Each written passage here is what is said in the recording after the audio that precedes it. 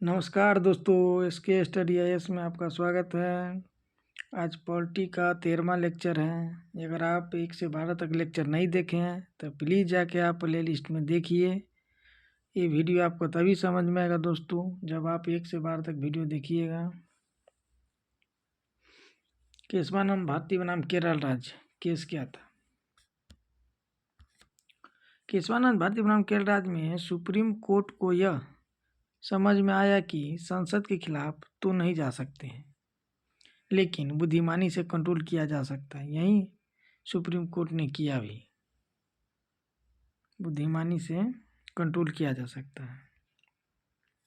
इस केस में supreme court ने बीच का रास्ता निकाला। इस केस में सुप्रीम कोर्ट ने बीच का रास्ता निकाला। कोर्ट ने कहा कि संसद से आपको संविधान संशोधन करना है कीजिए, या मूल अधिकार में संशोधन करना है तो कीजिए, लेकिन यहाँ पर सर्वोच्च न्यायालय ने निर्णय दिया कि संसद मूल अधिकारों में परिवर्तन तो कर सकती है, परंतु उसे मूल ढांचे में परिवर्तन नहीं कर सकती।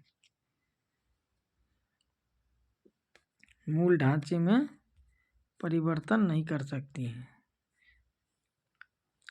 मूल अधिकार में परिवर्तन करने की पावर है संसद को, लेकिन मूल ढांचे में परिवर्तन नहीं कर सकती। केशवानंद भारती बनाम केरल राज्य 1973 का मामला था ये।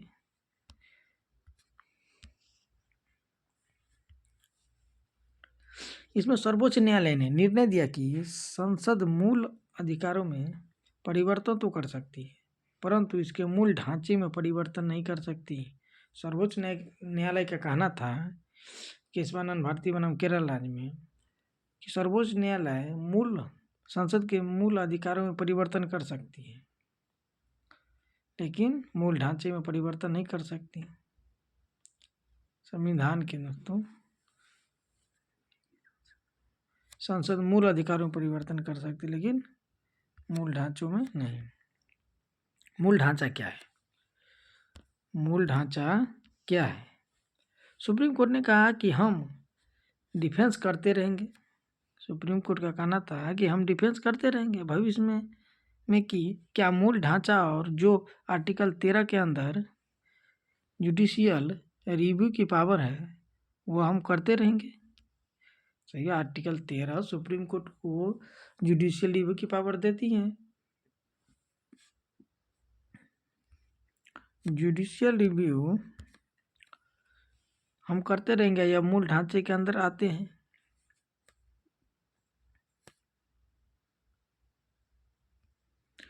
मिनर्वा मिल्स बनाम भारत संघ, एक और केस आया। मिनर्वा मिल्स बनाम भारत संघ का मामला आया। 42वें संविधान संशोधन द्वारा 368 42वें संविधान संशोधन द्वारा 368 4 और 5 जोड़कर, आर्टिकल 368 क्लॉज 4 क्लॉज 5 जोड़कर संसद ने संविधान संशोधन को न्यायिक समीक्षा से बाहर कर दिया। संसद ने आर्टिकल 368 क्लॉज 4 और 5 को जोड़कर संसद ने संविधान संशोधन को न्यायिक समीक्षा से बाहर कर दिया। देखिए अब क्या खेल होगा आगे। न्यायालय ने इस संशोधन को अवैध घोषित कर दिया। न्यायालय ने इस संशोधन को अवैध घोषित कर दिया, अर्थात संविधान संशोधन की समीक्षा की जा सकती है। अगर संविधान संशोधन की समीक्षा नहीं की जाएगी तो सरकार तो कोई भी संशोधन कर देगी। पता चला कि आपको जो मूल अधिकार है उसी को हटा दिया, उसी को संशोधन करके ख़त्म कर देगी। जैसे अभी कृषि कानून ला दिया था 1 साल पहले। इसी तरह से तो बहुत ऐसे सारे कानून सरकार अपनी मर्जी से करती रहेगी, तो फिर सुप्रीम कोर्ट की पावर ही क्या रह जाएगी। सुप्रीम कोर्ट को भी तो आर्टिकल 13 पावर देती है कि आप जुडिशियल रिव्यू कर सकते हैं। सरकार ने 368 क्लॉज 5 और 6 जोड़ करके इसको ख़त्म कर दिया था। सुप्रीम कोर्ट ने भारत की मूल अधिकारों की सुरक्षा कर दी। हमारे संविधान के अंदर मूल संविधान में कुछ पॉइंट डाले गए हैं। कुछ पॉइंट डाले गए हैं। जैसे आर्टिकल देख लीजिए, अनुच्छेद 14 मूल अधिकार में अनुच्छेद 14, 15, 16, 17, 18 डाले गए हैं। इन आर्टिकलों के माध्यम से 14, 15, 16, 17, 18 इन आर्टिकलों के माध्यम से संविधान निर्माताओं ने यह बताने का प्रयास किया कि यदि देश में 5 आर्टिकल किसी भी नागरिक के पास है तो इसका मतलब है कि वो देश में अपने आप को हीन फील नहीं करेगा। देख लीजिए, अगर किसी भी भारत के किसी भी व्यक्ति के पास अगर आर्टिकल 14, 15, 16, 17, 18 है तो वो अपने आप को देश के अंदर हीन फील नहीं करेगा। देखिए आर्टिकल 14 रूल ऑफ लॉ, इसके अंदर 2 प्रकार की बातें की गई है। आर्टिकल 14 के अंदर रूल ऑफ लॉ में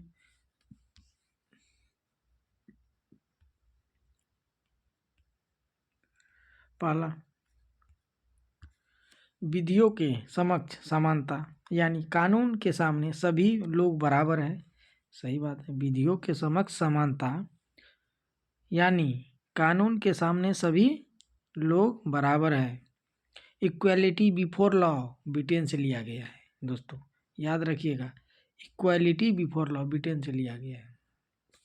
दूसरा, विधियों के समान संरक्षण, इक्वल प्रोटेक्शन ऑफ लॉ, विधियों के समान संरक्षण यूएसए से लिया गया है।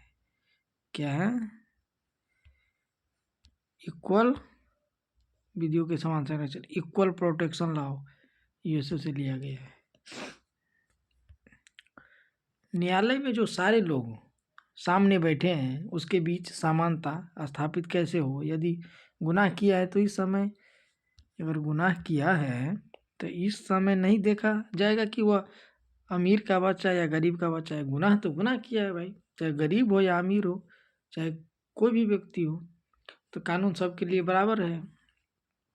केवल न्याय के आधार पर बात को देखा जाएगा कि आप सही है या गलत है, आप सही है या गलत है। कहा गया है कि विधि न्यायालय के समक्ष समानता, कानून सबसे ऊपर है। सही बात है। न्यायालय के समक्ष समानता ब्रिटेन से लिया गया है। न्यायालय के समक्ष समानता ब्रिटेन से लिया गया है। विधियों का समान संरक्षण, विधियों का समान संरक्षण, ये क्या होगा? विधियों का समान संरक्षण, देख लीजिए, विधियों का समान संरक्षण, इसमें देख लीजिए, कानून सबके लिए एक समान है। ठीक है, आप यदि इंसान है तो आपके ऊपर कोई बैठा है, वह आपको ट्रीट कर रहा है, आप नीचे हैं, सामने वाला व्यक्ति ऊपर बैठा है, आपसे कहा जा रहा है सुन, तुझे मेरी नज़रों में एक जैसा रहना है। सही बात है। सुप्रीम कोर्ट तो यही कहते हैं ना कि भाई कानून के नज़र में सब एक समान है, कोई मेरे सामने ऊपर नीचे नहीं होगा, कोई मेरे सामने ऊपर नीचे नहीं होगा।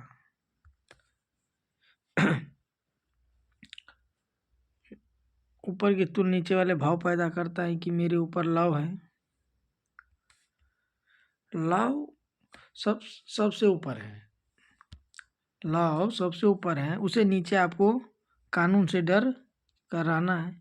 आपके अंदर भावना यह पैदा होता है कि मुझे कानून से डरना है। सही बात है, हर व्यक्ति को ये तो डरना ही चाहिए कि कानून से भय लगना चाहिए, डरना चाहिए, नहीं तो किसी का कोई खून खराबा कर सकता है, मर्डर कर सकता है, कुछ ऐसे कृत कार्य कर सकते हो, तो कानून से भय लगना ही चाहिए क्योंकि सबसे ऊपर है वो।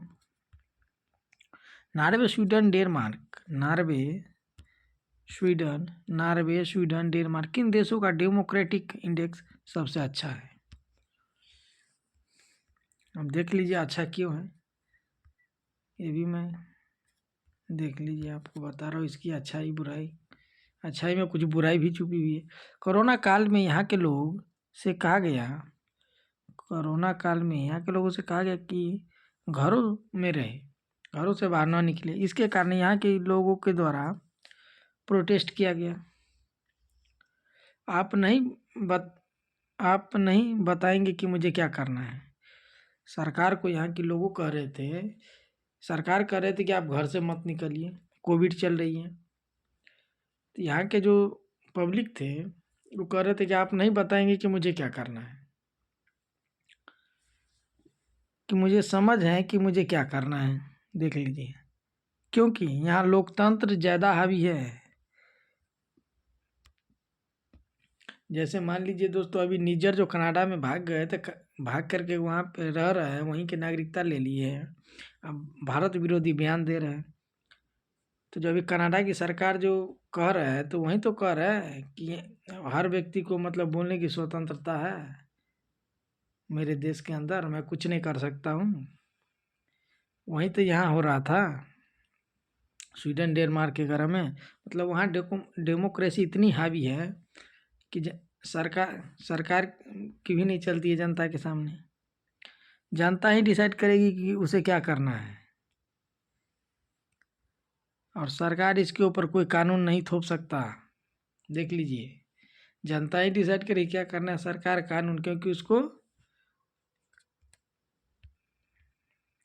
गांधी जी गांधी जी इसलिए कहलाते थे कि अराजकतावादी क्यों किए।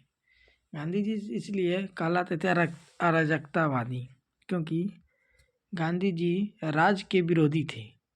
वो कहते थे कि राज्य लिखा गया है दोस्तों, राज्य होगा, राज्य मात्र शोषण का माध्यम है। सही बात है।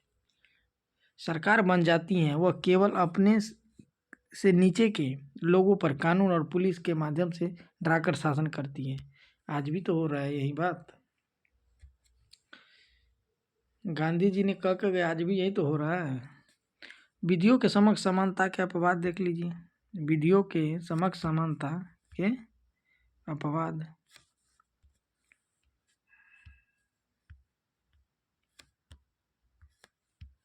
क्या हुआ, इसके कुछ अपवाद संविधान के अनुच्छेद 361 में दिए गए हैं। 61 में देखिए, पहला देख लीजिए, राष्ट्रपति या किसी राज्य के राज्यपाल अपने कर्तव्यों या शक्तियों के प्रयोग के लिए किसी न्यायालय के प्रति जवाबदेह नहीं होगी, नहीं होगी।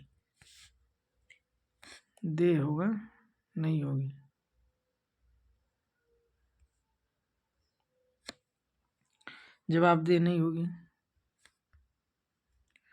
राष्ट्रपति या राज्यपाल हैं आप, तो कुछ भी किया तो आपके खिलाफ न्यायपालिका में कोई भी प्रश्न नहीं पूछा जाएगा।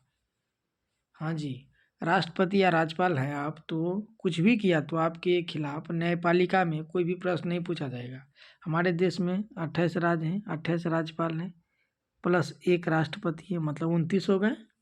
28 राज्य हैं, 28 उपराज्यपाल भी होगा, राज्यपाल भी होगा, प्लस एक राष्ट्रपति होगा, तो 29 हो गए। लोग ऐसे हैं हमारे देश में जो हमसे ऊपर हैं, ये लोग ऐसे हैं जो हमसे ऊपर हैं। हमारे देश में 29 व्यक्ति ऐसे हैं जो हमसे ऊपर हैं। राज्यपाल या राष्ट्रपति से कोई गलती हो गई, राज्यपाल या राष्ट्रपति से कोई गलती हो गई तो उसके ऊपर कोई कार्रवाई नहीं की जा सकती, क्रिमिनल केस नहीं होगा, इसके ऊपर होगा, लेकिन इसका भी एक वो है, देख लीजिए। कोई न्यायालय या राष्ट्रपति या राज्यपाल को उसके कार्यकाल के दौरान गिरफ्तारी या कारावास की प्रक्रिया जारी नहीं करेगा। जब तक राष्ट्रपति अपने पद पर रहेंगे तब तक उसके विरुद्ध गिरफ्तारी या कारावास की प्रक्रिया जारी नहीं करेगा। राष्ट्रपति या राज्यपाल के खिलाफ 2 महीने से पूर्व की सूचना दिए बिना कोई भी सिविल कार्रवाई शुरू नहीं की जा सकती। अगर उसके विरुद्ध कोई कार्रवाई करनी है तो आपको 2 महीना पूर्व ही सूचना देना होगा राष्ट्रपति या राज्यपाल को, तभी जाकर के आप उसके ऊपर कोई कार्रवाई कर सकते हैं। इसके बाद देख लीजिए कुछ सत्र, एक बजट सत्र, मानसून सत्र और विंटर सत्र। आर्टिकल 361 के अनुसार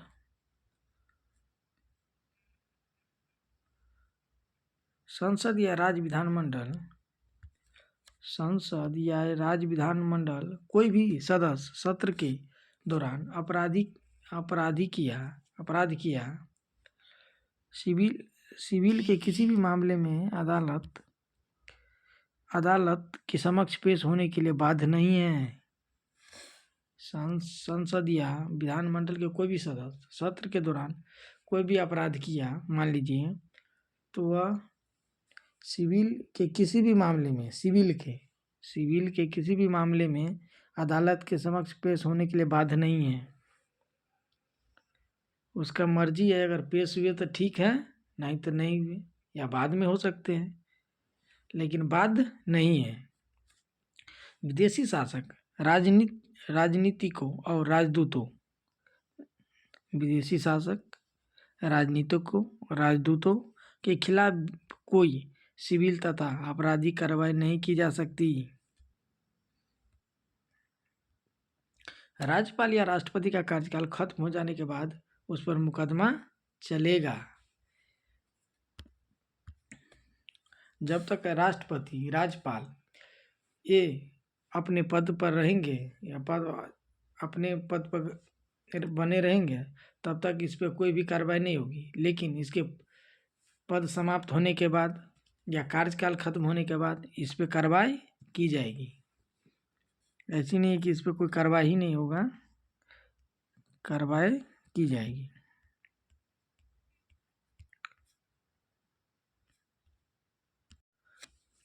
दोस्तों आज के लिए इतना ही। अगर वीडियो आपको अच्छा लगे तो प्लीज़ लाइक, सब्सक्राइब और शेयर ज़रूर कीजिए। दोस्तों में शेयर कीजिए दोस्तों।